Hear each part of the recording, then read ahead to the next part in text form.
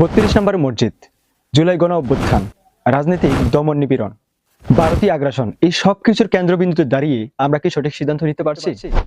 আগস্টের ভুলগুলো কি সংশোধন করা সম্ভব? ৩২ নম্বরে মসজিদ নির্মাণ, এটি কি একটি ইসলাম প্রতিষ্ঠার প্রয়াস, নাকি এটি একটি রাজনৈতিক বিভাজনের নতুন খেলা? দীর্ঘ মেয়াদে এর পরিণতি কি হবে? জায়গাটি হয় খালি মাঠ রাখুন, নয়তো অন্য কিছু করুন। 5 ফেব্রুয়ারির গণজাগরণ আবারও প্রমাণ করে দুইটি বিষয় সকল পক্ষকে একতাবদ্ধ করা সম্ভব। 1. আওয়ামী জাহেলিয়াতের বিরোধিতা। 2. ভারতীয় আগ্রাসনের প্রতিরোধ। এর বাহিরে কোনো অভিন্ন আদর্শ নেই। আগস্টের অসমাপ্ত কাজগুলো সম্পূর্ণ করার সময় এসেছে। বৈষম্য বিরোধী ছাত্র আন্দোলন এবং সকল রাজনৈতিক দলগুলো এখন সঠিক সিদ্ধান্ত নিবে, নাকি নিজেদের স্বার্থ নিয়ে এখনো ব্যস্ত থাকবে, তা এখন দেখার বিষয়। জুলাই গণহত্যাকারীদের গ্রেফতার, চুপ্পুকে অপসারণ, এমনকি অনর্থক উপদেষ্টাদেরকে সরিয়ে ফেলা, আওয়ামী লীগের বিরুদ্ধে তদন্ত শুরু করা, এগুলো এখন বাস্তবায়নের সঠিক সময়। এই দাবিগুলো কারা এড়িয়ে যাচ্ছে খেয়াল রাখবেন।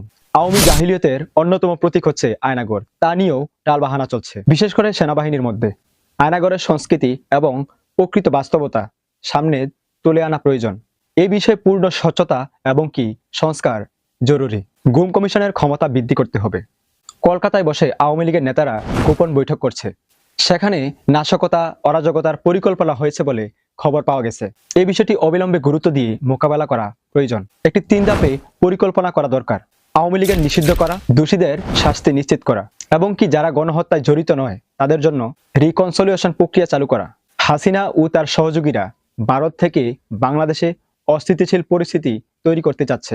ভারতীয় মিডিয়াগুলো প্রতিনিয়তই মিথ্যা প্রপাগান্ডা ছড়িয়ে যাচ্ছে। কিন্তু প্রশ্ন হলো, ভারতের ভূমিকায় কারা নমনীয় এবং কি নীরব, তা আপনারা হিসাব মিলিয়ে রাখবেন। আগস্টের ভুলগুলো থেকে আমাদের শিক্ষা নিতে হবে। সুযোগ বারবার আসে না।